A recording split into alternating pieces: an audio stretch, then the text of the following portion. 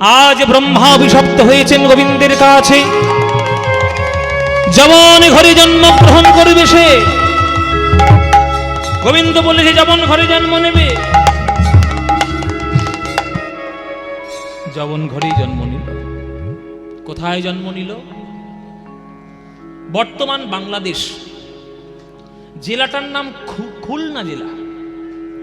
খুলনা জেলার পুরহন গ্রাম, সেই গ্রামে জন্মগ্রহণ করেছিলেন ব্রহ্মা হরিদাস ঠাকুর। আস্তে আস্তে কথা না। এইবার কথা হচ্ছে যে আগেকার দিনে এই যে আমাদের হরিদাস ঠাকুরে, আপনাদের আগে প্রথমেই বলে দিই, হরিদাস ঠাকুরের জন্ম বৃত্তান্ত নিয়ে কিন্তু অনেকগুলো মতভেদ আছে বাবা, অনেকগুলো মত পার্থক্য আছে। কেউ বলেছে ব্রাহ্মণের ঘরে জন্ম, কেউ বলেছে মুসলমানের ঘরে জন্ম, আবার কেউ বলেছে ব্রাহ্মণের ঘরে জন্ম কিন্তু মুসলমানের ঘরে পালিত। তা কোনটা ঠিক কোনটা বেঠিক আমি তর্কের মধ্যে যাচ্ছি না, কিন্তু সর্বজন বিদিত আছে বা সব থেকে বেশি সংখ্যক লোকের ভোট হচ্ছে যে ওই জন্মগ্রহণ করেছে ব্রাহ্মণ পরিবারে কিন্তু পালিত হয়েছিল যবন ঘরে, মুসলমানের ঘরে।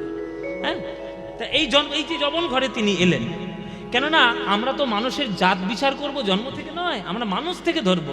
সে কোন জাতে জন্ম নিল সেটা আমার দেখার দরকার নেই। তো এই পুরহন গ্রাম, সেইখানে জন্মগ্রহণ করলেন এই শিশুটি, ব্রহ্মা জন্মগ্রহণ করলেন। পুরহন গ্রামে জন্মগ্রহণ করলেন ব্রহ্মা। কিন্তু এমন কপাল, এমন তার ভাগ্য যে জন্মগ্রহণ করার পর 6 মাস 7 মাসের শিশু, সেই শিশু অবস্থাতেই তার বাবা মা দুইজনকেই সেই শিশুটি হারিয়ে ফেললেন। কেন? মড়ক মহামারীতে পুরো গ্রামটা উজাড় হয়ে গেল। বাবারা মায়েরা, আগেকার দিনে চিকিৎসা ব্যবস্থা এত উন্নত ছিল না। চিকিৎসা ব্যবস্থা তো উন্নত ছিল না বলে আগেকার দিনে একটা গ্রামে যদি মড়ক লাগতো পুরো গ্রামটা শেষ হয়ে যেত। আপনার এখানে যারা বয়স্ক মানুষ আছেন তারা জানবেন, আপনাদেরও কোনো ছোটবেলায় বা আপনাদেরও কোনো এইরকম সময় আপনারাও দেখেছেন যে কোনো একটা গ্রামে মড়ক লাগা মানে পুরো কলেরায় পুরো গ্রামটা শেষ হয়ে যায়। তো সেই পুরহন গ্রাম মড়ক লেগে শেষ হয়ে গেল পুরো গ্রামটি, একটাও কেউ বেঁচে নেই মায়েরা। সমাজ ব্যবস্থা অনুসারে তখনকার দিনের আমাদের বাংলা রাজত্ব করছে ইসলাম সম্প্রদায়ের শাসকরা। ইতিহাস পড়বেন, দুটো বংশের নাম আপনারা জলজল করে দেখতে পারবেন, একটা হচ্ছে ইলিয়াস শাহ, একটা হচ্ছে হুসেন শাহ। এই দুটো বংশ আমাদের বাংলায় নবাবী ইসলামী শাসক আমাদের ছিল। তো সেই নবাবী শাসনের তখনকার দিনে প্রতি গ্রামে গ্রামে কাজী সাহেবদের উপর দায়িত্ব থাকতো গ্রামকে পরিদর্শন করার। যেমন এখনকার দিনের একটা গ্রামের প্রধান হয়, পঞ্চায়েত প্রধান হয়, সেই তার উপর দায়িত্ব থাকে পুরো গ্রামটাকে দেখাশোনা করা, কার কি অসুবিধা, কার কি দরকার। তো কাজী সাহেবের সেই দায়িত্ব ছিল। যে কাজী সাহেবের উপর দায়িত্বটা ছিল সেই কাজী সাহেবের নাম হচ্ছে হাবিবুল্লাহ। হাবিবুল্লাহ কি নাম বললাম মায়েরা? হাবিবুল্লাহ কাজী। হাবিবুল্লাহ কাজীর স্ত্রীর নাম ছিল ফতেমা বিবি। ফতেমা বিবি হাবিবুল্লাহ। তিনি খবর শুনতে পেলেন যে পুরহন গ্রামটি একেবারে পুরোটা মড়ক লেগে পুরো মরে গেছে, পুরো শ্মশান হয়ে গেছে। তাই কিছুদিন পর সেই হাবিবুল্লাহ কাজী গ্রাম পরিদর্শন করতে এসছে পুরহন গ্রাম। গ্রামের মধ্যে ঢুকে দেখছে পুরো গ্রাম ফাঁকা, একটাও গ্রামে কেউ বেঁচে নেই, না কোনো ছেলে না কোনো মেয়ে, কেউ বেঁচে নেই। হায় হায় হায়, ইয়া আল্লাহ, তুমি কেমন করেছো? পুরো গ্রামটা তো শ্মশান হয়ে গেছে, সর্বনাশ, কেউ বেঁচে নেই। গ্রাম পরিদর্শন করতে করতে হঠাৎ কোনো এক দাওয়ার কোণ থেকে একটা শিশুর ক্রন্দন ধ্বনি শুনতে পেল আমার হাবিবুল্লাহ কাজী।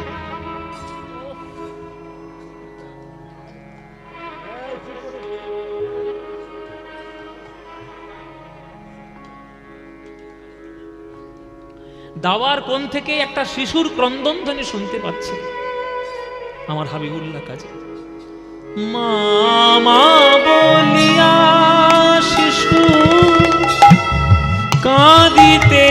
লাগিল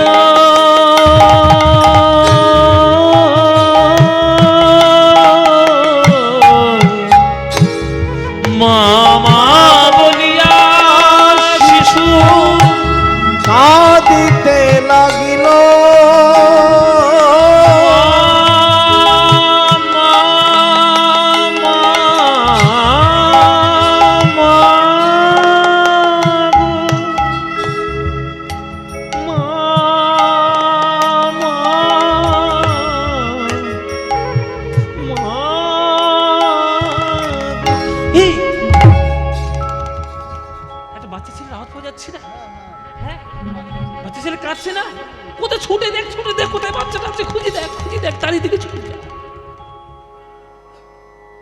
সবাই মিলে ছুটতে শুরু করলো, দেখে একটা 6-7 মাসের বাচ্চা দাওয়ার কোণে বসে বসে মা মা বলে কাঁদছে। হাবিবুল্লাহ কাজী ছুটে এসে ওই শিশুটিকে কোলে করে তুলে নিলেন। মায়েরা, কপালে সবার সবকিছু লেখা থাকে না। জাত ধর্ম বিচার করে কখনো মানুষের মধ্যে প্রেম হয় না। এই হাবিবুল্লাহ কাজী একজন পুরুষ মানুষ, বাচ্চাটাকে দেখে ছুটে গিয়ে বাচ্চাটাকে কোলে তুলে নিয়েছে। স্বাভাবিক পিতৃত্ব, স্বাভাবিক পিতৃস্বাদ উঠে এসেছে তার মনের মধ্যে। কেন? এই হাবিবুল্লাহর কোনো সন্তান ছিল না। আমি জানি না আপনাদের মধ্যে কেউ আছেন কিনা, যেন না থাকে সেটাই আমি কামনা করব। যে দম্পতিদের সন্তানাদি হয় না, যে স্বামী স্ত্রীর মধ্যে সন্তান আসে না, তারা জানে জীবনে একাকিত্ব করে কাটানোর কি জ্বালা। এই হাবিবুল্লাহ কাজী, ফতেমা বিবি তারা অনেক চেষ্টা করেছে, কিন্তু কোনোভাবেই তাদের মধ্যে সন্তান আসেনি। তাই হাল ছেড়ে দিয়েছে যে সন্তান তো আমাদের হবে না, এই গ্রামটাকেই দেখে না হয় মানুষকে একটু ঠিকঠাক করে শান্তি দিয়ে গেলেই হয়তো ঠিকঠাক থাকবে। কিন্তু তাদের ভাগ্যেই যে ওই শিশুটি আসবে তারা তো জানেন আগের থেকে।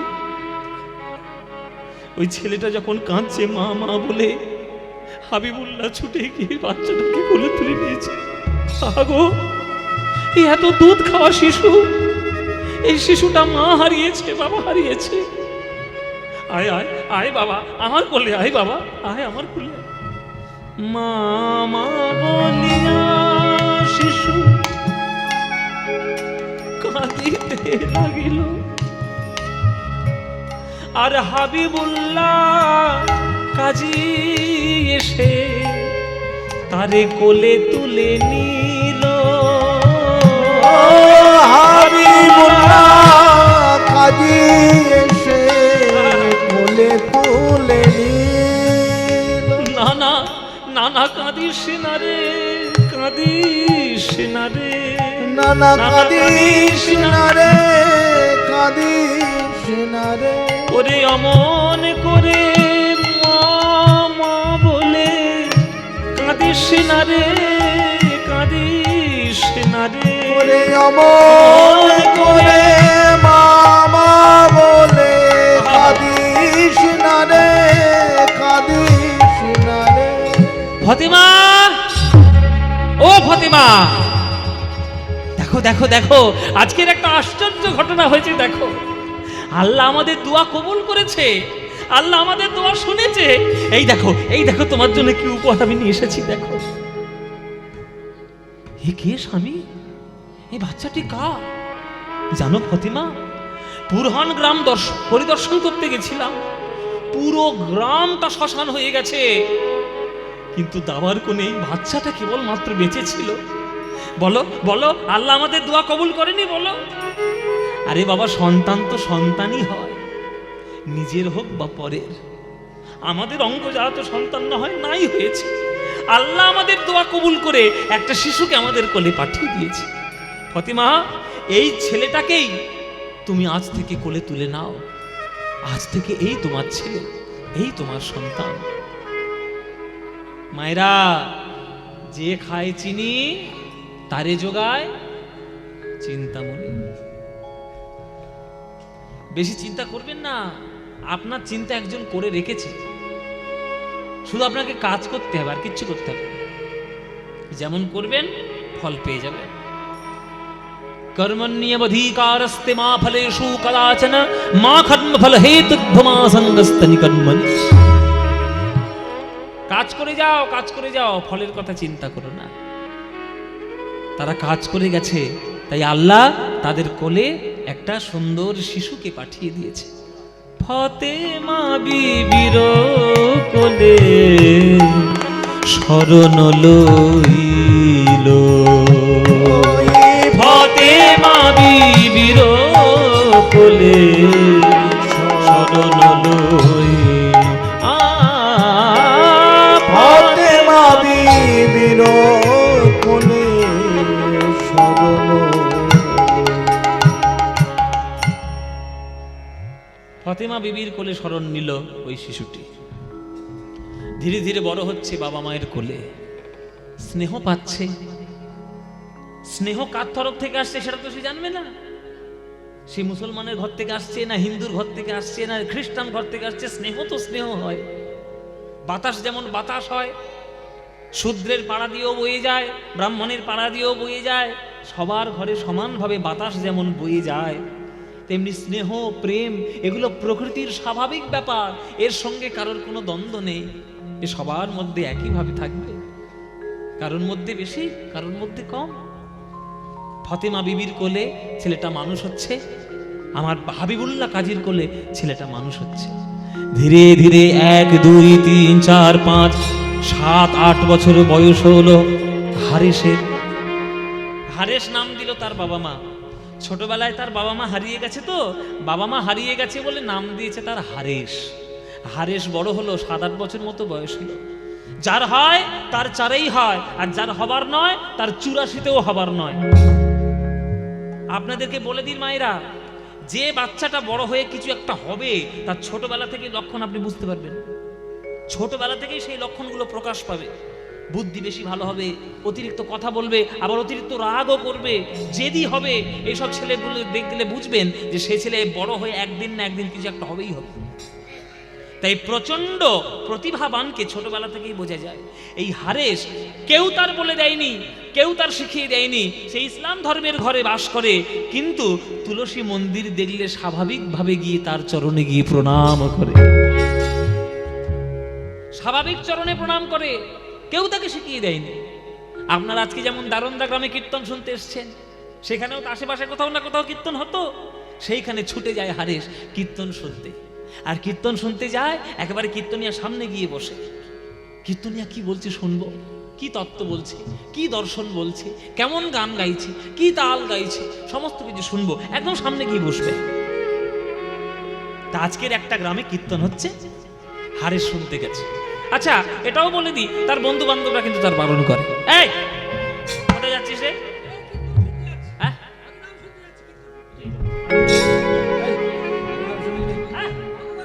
আরে তোর আব্বা যদি জানতে পারে, আব্বা জান তোর আবার খেয়ে ফেলবে, যাস না যাস না যাস না, তার বন্ধু বান্ধবরা বারণ করে। কিন্তু লুকিয়ে চুরিয়ে সবার চোখকে ফাঁকি দিয়ে কীর্তনিয়ার সামনে গিয়ে বসে। আজ কীর্তন হচ্ছে গ্রামের মধ্যে, কীর্তনিয়া কীর্তন করছেন, পদাবলী গাইছেন, আর হারেস গিয়ে একেবারে সামনে গিয়ে বসেছে।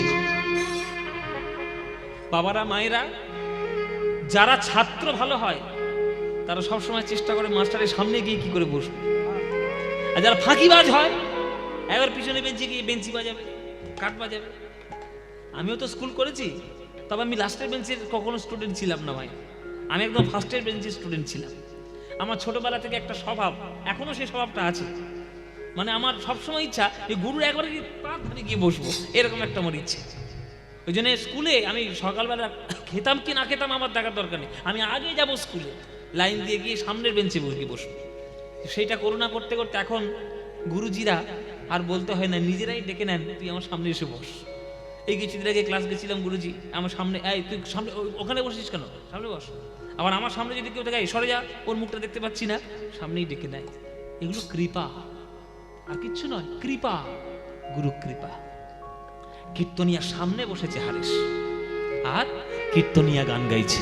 শোনো ভক্তগণ, এই জগতে তোমরা জন্ম নিয়েছো, জানো এই জগতের ধর্ম প্রধান কি?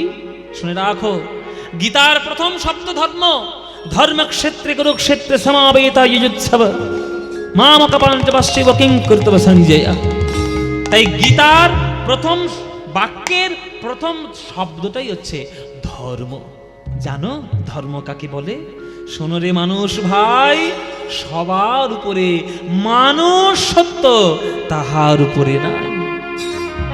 ভগবান মানুষ সৃষ্টি করে পাঠিয়েছে। আমরা আমাদের স্বার্থের জন্য জাতপাত বর্ণভেদ আমরা তৈরি করেছি, কিন্তু ভগবান কখনো বর্ণে বিশ্বাস করেন না, ভগবান কখনো জাতে বিচার করেন না। তাই তুমি কোন কুলে জন্ম নিয়েছো, কোন কুলে এসেছো, এটা বড় কথা নয়। তুমি যখন ভগবানের চরণে বসেছো, ভগবানের চরণের প্রতি তোমার হৃদয়ে অফুরন্ত ভালোবাসা আছে কিনা, এইটাই ভগবান দেখবে। জানো ভক্তগণ, ওই জন্য পদাবলী কি বলে? মন মন রে আমার,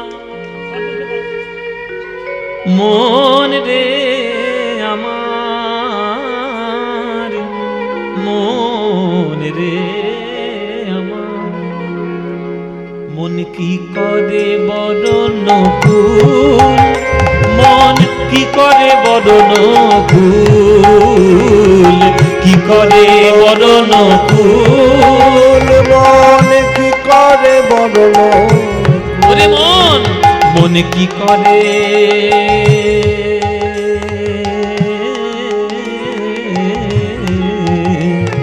মন কি করে বরণ কুল, মন কি করে বরণ কুল। ওগো যে কুলে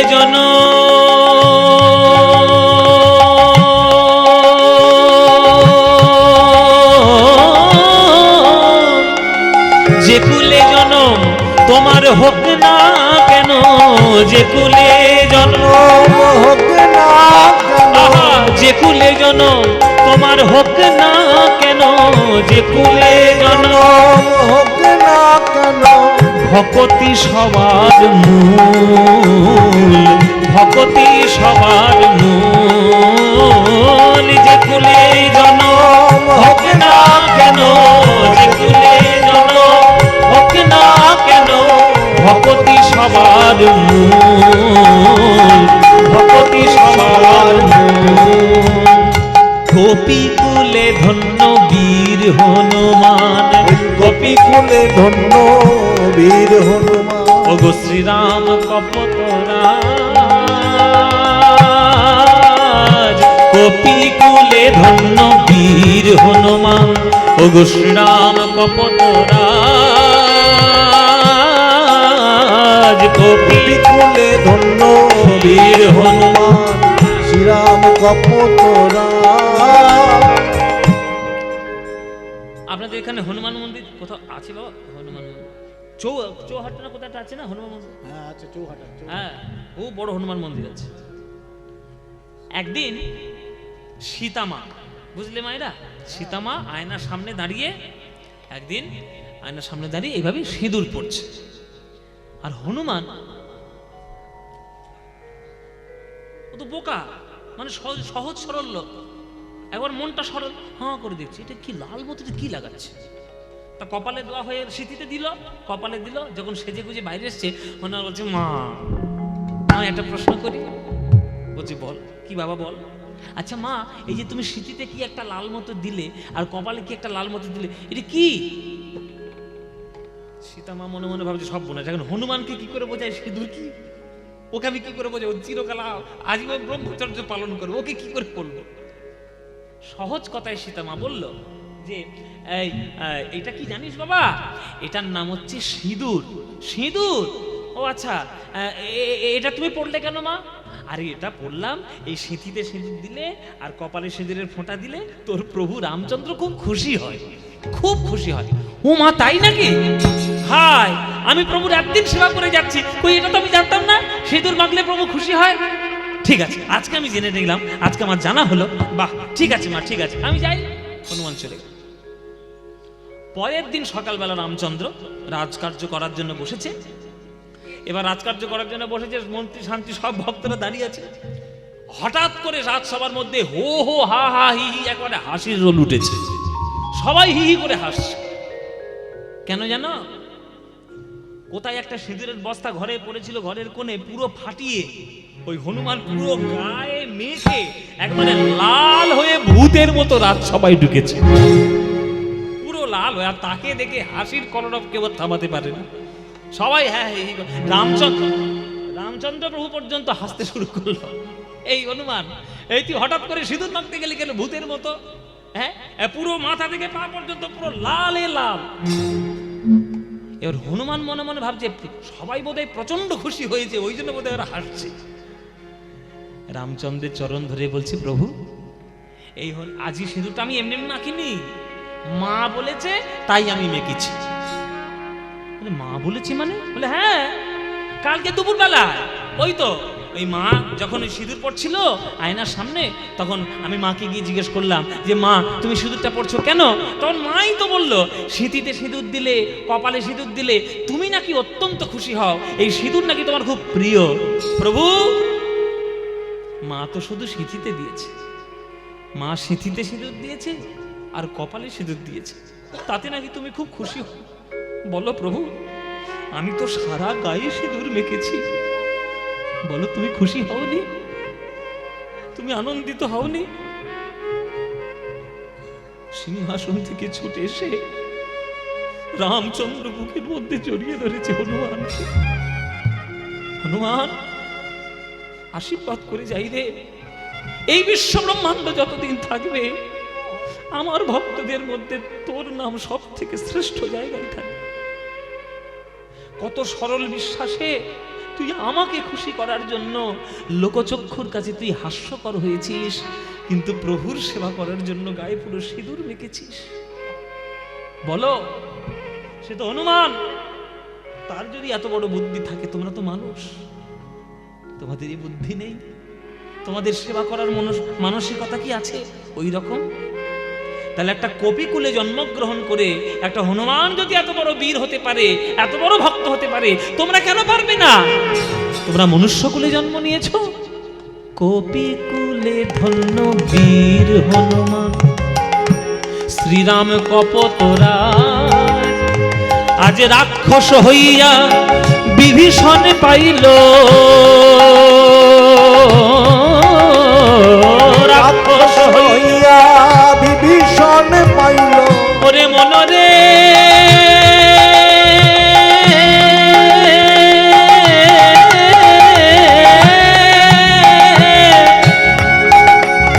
মনরে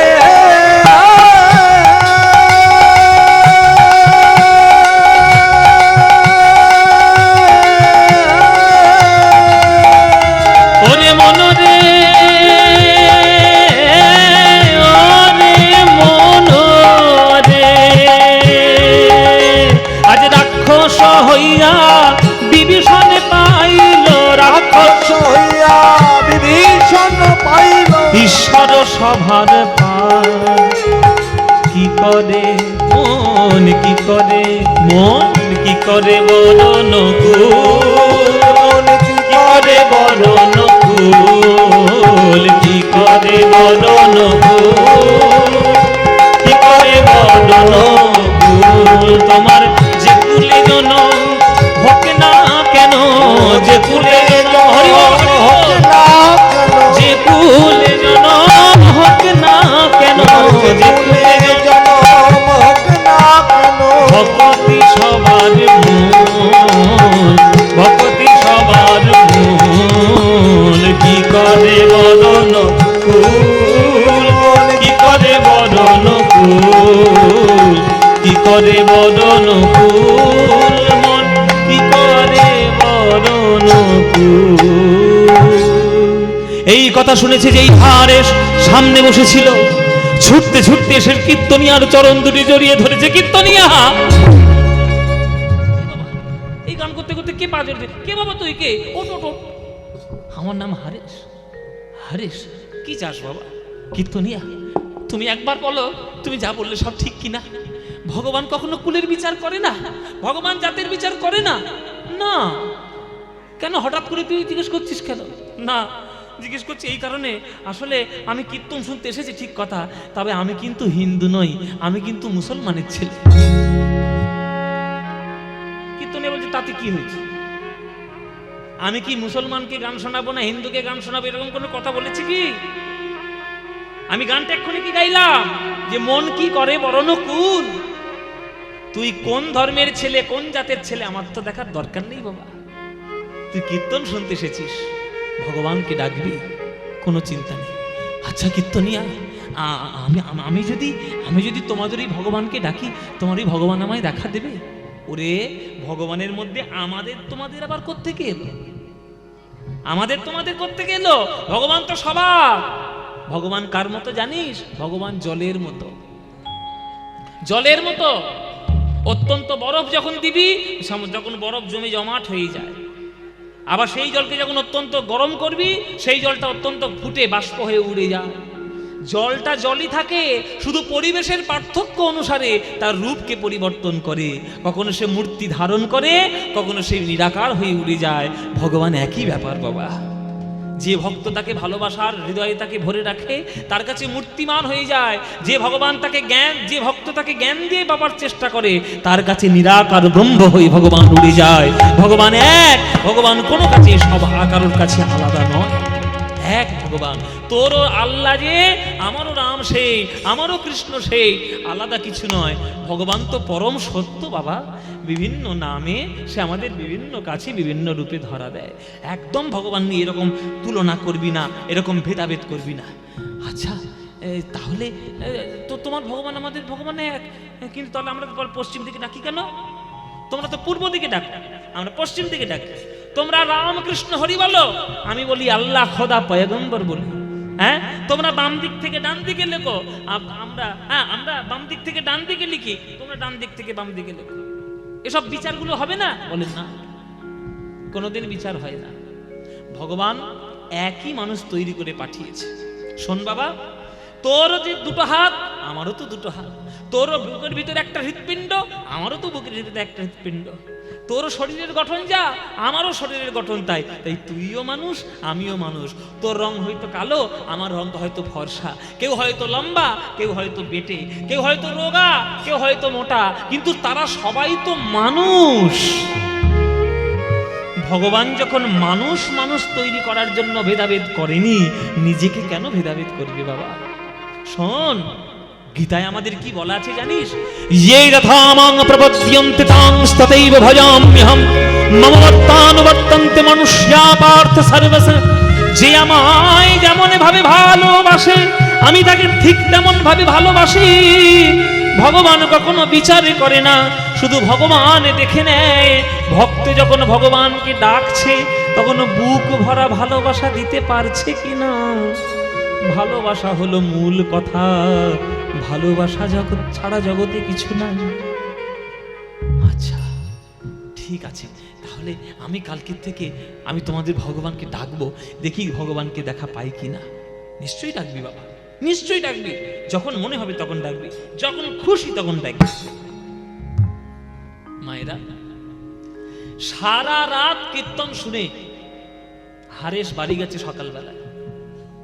আর সারা রাত জাগলে পরের দিন সকাল থেকে কি অবস্থা হবে, যারা 3টে রাত্রে রাত জেগেছ তারা বুঝেছ। আর আমাদের কীর্তনিয়াদের বলতে হবে না বাবা, ওই রাত জেগে জেগেই তো শরীরের এই দশা হয়েছে। যেমন ছিলাম তেমনই আছে, কোনো পরিবর্তন আছে?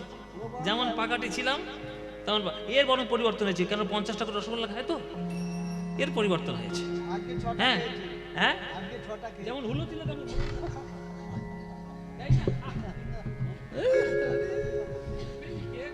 বেশি খেয়ে ফেলে দিতে কি করবে।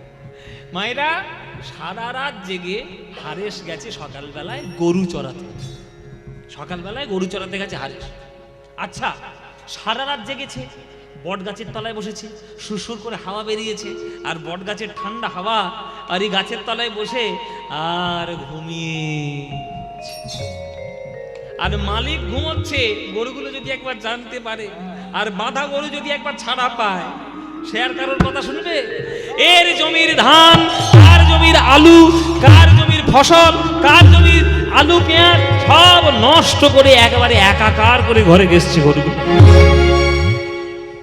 গরুগুলো সবার জমির ধান নষ্ট করেছে, ফসল নষ্ট করেছে। ব্যাস সন্ধেবেলায় কাজী সাহেবের বাড়িতে লাইন পড়েছে। কাজী সাহেব, কোনটা কাজী সাহেব? এইটা কাজী সাহেব। আমি কাজী, আমার ভাই পাজি। এইটা কাজী মায়েরা বিচার করে। বলেন কি খবর কি? আপনি এত বিচার সন্ধ্যাবেলা এত করে, লোক এসেছেন লোকের কেন? বিচার করতে করতে মাথায় চুল একটাও নাই। কত যাবে চিন্তা ভাবনার ব্যাপার। চিন্তা ভাবনার ব্যাপার। এই যে কাজী সাহেব, গ্রামের গ্রামের তো বিচার করে বেড়ান, নিজের বিচারটা আগে করেন। কি খবর কি কি কি হয়েছে কি? কি হয়েছে কি? আপনার এই পোলাপান, পোলাপান ভালো তো পোলাপান। হ্যাঁ ভালো পোলাপান, এই পোলাপান আমাদের মুসলমানের ছেলে হয়ে ও হিন্দুদের কীর্তন শুনতে যায়। অসম্ভব, হতেই পারে না। আপনি আমার সঙ্গে সন্ধ্যাবেলা যাবেন, দেখিয়ে দেবো। আচ্ছা, আপনার ওই পোলাপান কীর্তন শুনতে যায়। হ্যাঁ, তাই নাকি? আর আজকে সকালবেলা কি ঘুমিয়ে পড়ছে, ওই আপনার ওই গরু সব আমাদের জমির এই এর বাগানের আলু নষ্ট করেছে। বাবা, ও ধনে খালি আমার গরু আলু খেতে গেছে। দেড়দিকে আলু জমি নষ্ট হয়েছে, এর বাগানের আলু নষ্ট হয়েছে, ওর বাগানের লঙ্কা নষ্ট হয়েছে, হ্যাঁ সমস্ত কিছু নষ্ট হয়ে গেছে। আগে আমাদের টাকাগুলো ফেরত দেন, টাকাগুলো ফেরত দেন, সমস্ত কিছু ফেরত দিয়ে তারপরে লোকের বিচার করবেন। কাজী সাহেব তখন বলছে, আচ্ছা আমার ছেলে যে কীর্তন শুনতে যায়, তা সেটা আপনারা আমাকে আগে এসে নালিশটা করেননি কেন? কেন করব, কেন করব? পরের ছেলে পরমানন্দ, যত উচ্ছন্নে যায় ততই তো আনন্দ, যত উচ্ছন্নে যায় তত আনন্দ। আপনার ছেলে কীর্তন শুনুক, আপনার ছেলে গোজাকে যাক, আপনার ছেলে যাই পারে হয় হোক, আমাদের দেখার দরকার কি? আমাদের টাকা দিয়ে দেন। ঠিক আছে, দিয়ে দেবো, দিয়ে দেবো, চিন্তা নাই। আমার টাকা পয়সার অভাব নাই, সকলের সব দিয়ে দেবো, যা যা কিছু এসে সব দিয়ে দেবো। ঠিক আছে, সব টাকা পয়সা দিন।